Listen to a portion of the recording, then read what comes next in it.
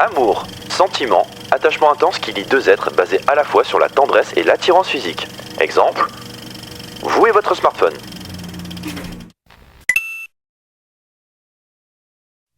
Hop. Les gars, si je vous demande de me citer devant tout le monde une comédie romantique qui vous a marqué ou que vous avez adoré, vous me dites... Voilà, je le savais, y a plus personne. Parce que je vous connais, hein, vous avez pas envie qu'on touche à votre dignité ou à votre ego. Pas vrai les filles, j'ai mis du temps à l'assumer, mais je crois qu'au fond de moi j'aime bien les comédies romantiques, les histoires d'amour. Et quand on me dit que c'est gnangnan, eh ben je suis d'accord, mais pas tout le temps. Je vais tenter de vous expliquer pourquoi nous les mecs ça peut nous arriver de kiffer les romans. C'est pour ça que je vais vous parler d'un vieux manga que j'ai retrouvé dans mes cartons, que je trouvais ouf quand j'étais petit et qui m'a vraiment marqué. Video Girl Ai.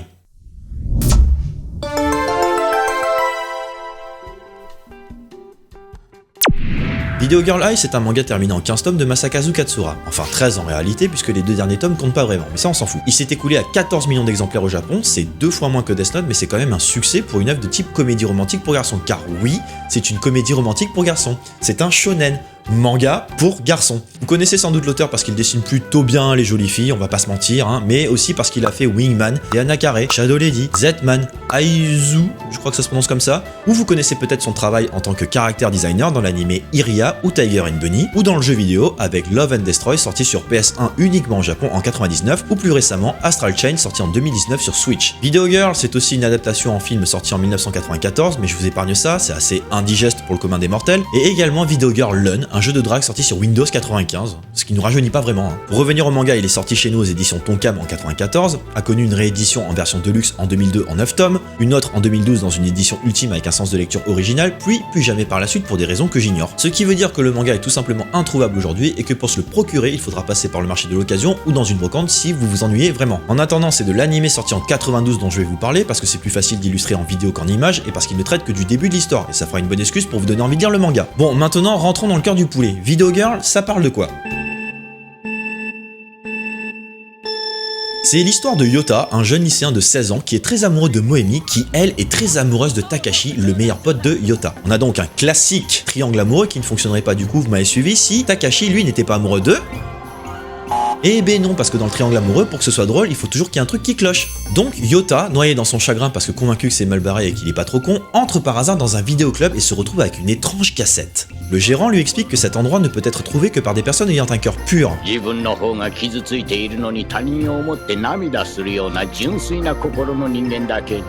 avec un argument de vente pareil, croyez-moi qu'il a beaucoup de clients. Bref, Yota rentre chez lui avec la cassette, la met dans son magnétoscope et tombe sur le podcast d'une youtubeuse. Et là, il se passe un truc de dingue.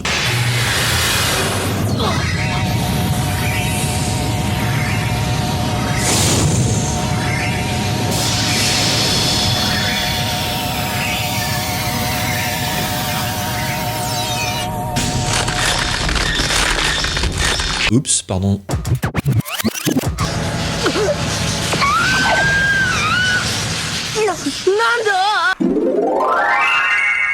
La jeune femme qui vient de sortir de l'écran s'appelle Ai, et sa mission va être de consoler Yota. Mais comme son magnéto est un petit peu pété, elle présente quelques bugs, comme le fait qu'elle ait perdu 2 tailles de nichon, d'accord, qu'elle ait un tempérament de garçon manqué, et qu'elle tombera amoureuse de lui un peu plus tard, mais pas de suite. Elle a aussi une date de péremption.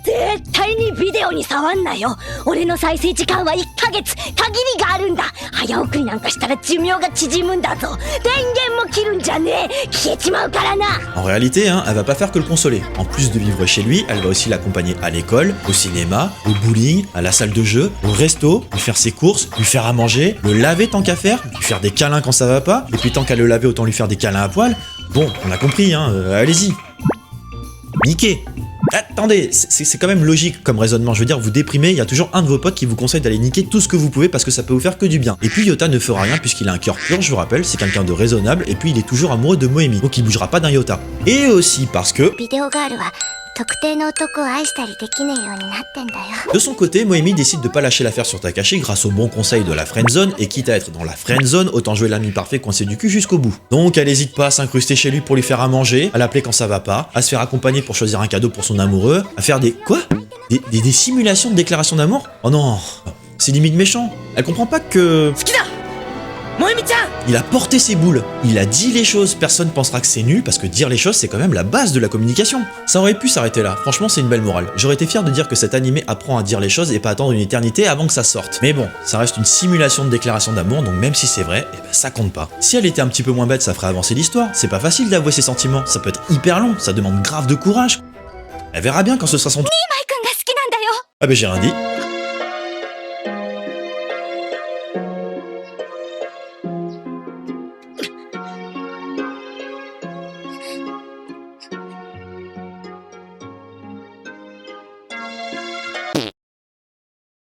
Oh là là, vous êtes hyper bien caché là. De toute façon, elle a peut-être avoué ses sentiments, hein, mais c'est pas gagné. Hein. Qu'est-ce qu'il dit l'autre? Ah ben d'accord. Bon ben vous avez plus qu'à passer de bons moments ensemble. Allez-y, on vous regarde.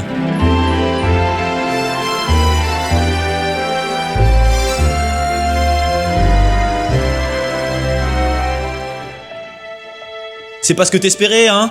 Bien fait pour ta gueule. Bref, Yota décide d'oublier et de passer à autre chose en se réfugiant dans sa passion, le dessin. Et Ai se rend compte qu'elle est amoureuse de Yota, alors qu'elle a pas le droit, parce que... Vous écoutez rien, hein? Elle se fait donc rappeler à l'ordre par son créateur Koto avec ses allures de méchant, vraiment pas gentil, qui décide de l'envoyer à la casse parce que des produits défectueux, on n'en veut pas. Et c'est quand on perd les choses qu'on se rend compte à quel point on y tient. Donc Yota se rend compte qu'il est amoureux de Ai, pénètre dans le video world par la magie de la fiction et va tout faire pour tenter de la récupérer face à l'escalier de la mort. Pourquoi un escalier? Que quelqu'un a dit un jour, et c'est pas moi, que le plus beau moment dans l'amour, c'est quand on décide de le monter. À l'ancienne quoi, moi ça me va, on se ferait même pas chier aujourd'hui parce qu'il y a l'ascenseur en fait. Donc rien sans peine, faut souffrir un petit peu pour montrer que c'est dur. Aïe. Voilà, on met un petit peu de sang pour montrer à quel point il souffre, et les marches inverses c'est là pour montrer qu'il est fragile au cas où on n'aurait pas compris. Et Yota finit par en voir le bout, retrouve Ai, et l'histoire se finit à quelques secondes près, comme ça.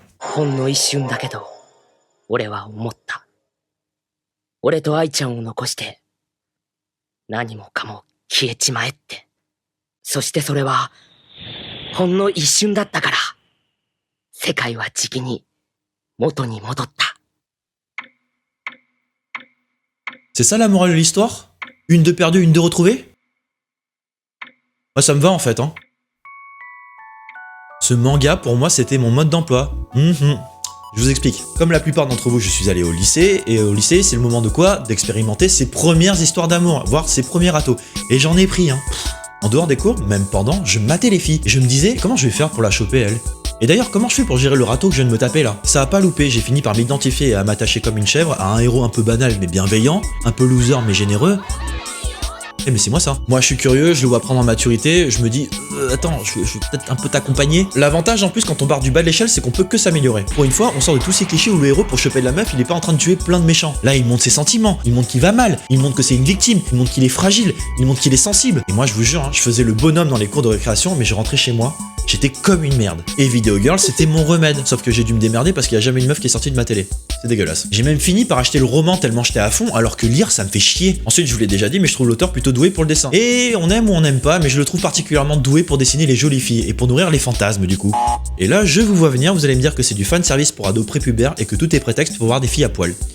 Bah ouais, on est dans un shonen quoi, au bout d'un moment faut rêver. Alors attention, c'est toujours pas un hentai, c'est plus subtil, c'est un peu borderline, je reconnais, on frôle le péché mignon, mais on tombe jamais vraiment dans le vulgaire. J'insiste vraiment, j'accepte et je pardonne le côté sexualisé du manga, parce qu'à un moment donné, quand on est adolescent, on commence forcément à réfléchir à nos premiers émois amoureux, et donc nos premiers rapports sexuels. Donc quelque part, faut bien l'imaginer. Si je devais classer Video Girl dans les réseaux, on est entre la tolérance zéro de YouTube et un site de boule. Entre les deux, vous mettez un contenu TikTok ou Twitch hyper sexualisé, et ben voilà, on est juste avant que ça devienne n'importe quoi. Et franchement, je remercie l'auteur d'avoir eu les couilles d'aborder le sujet sans prendre les femmes pour des quiches. Parce que quand je vois des séries comme Sex Education, le premier truc que je me suis dit c'est ah bah j'aurais bien voulu découvrir ça ado parce que franchement parler de cul à des ados de façon intelligente, j'ai bien dit de façon intelligente, on n'a pas beaucoup hein. Quand j'expliquais tout ça à mes potes et que j'essayais de les convaincre de lire ce manga, ils se foutaient de ma gueule hein. Ils me prenaient vraiment pour un fragile pervers de ouf. Eux, leurs références dans le genre à l'époque c'était des blockbusters comme Pretty Woman quoi. Vous vous foutez de ma gueule mais à la base c'est quoi son métier à la Pretty Woman? Alors évidemment c'est pas toujours parfait, c'est archaïque hein. J'ai conscience que c'est plus un attachement lié à ma nostalgie, on est dans les années 90, mais quand je vois qu'à un moment donné ça parle de viol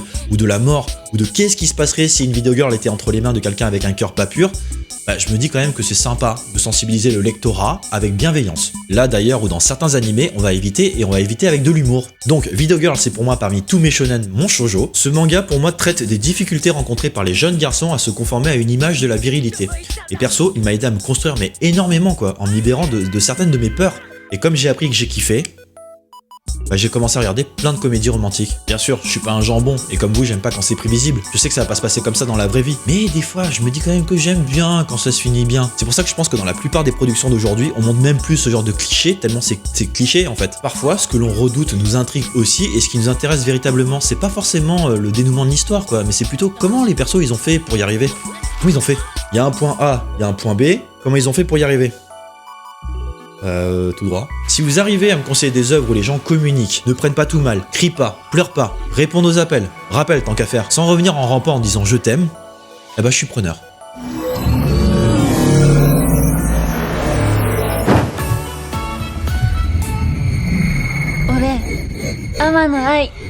Ah bon ?